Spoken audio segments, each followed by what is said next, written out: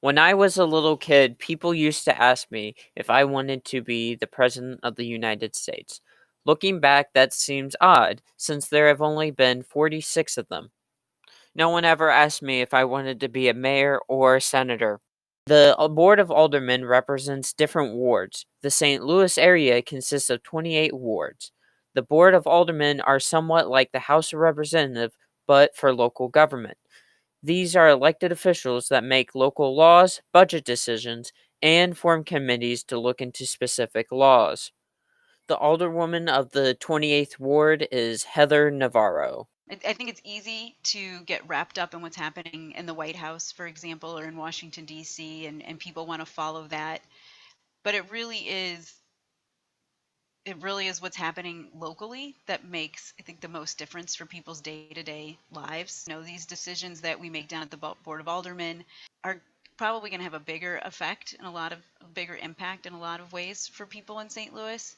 I think also the things that affect people's quality of life every day, crime, for example, the developments going on in their neighborhood, the kind of education that their kids are getting. Trauma is Navarro's number one concern because St. Louis is the crime capital of the nation.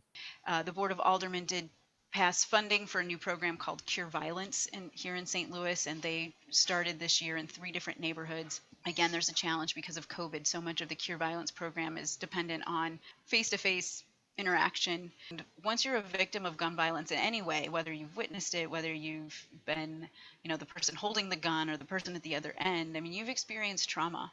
And that can set you down a path for all sorts of health related issues, social issues, mental health issues. And so we've got to get a better grip on that. And I think that's one thing right now, recognizing that we have a lot of people in our city who are victims of trauma. And how do we provide them with the resources that they need? And part of that is through our criminal justice system, understanding that when somebody comes into the criminal justice system, it's not just that they need to be locked up. That's probably not what they need at all. But how do we get them lined up with the services that they do need, whether it's housing related, health related, employment, education?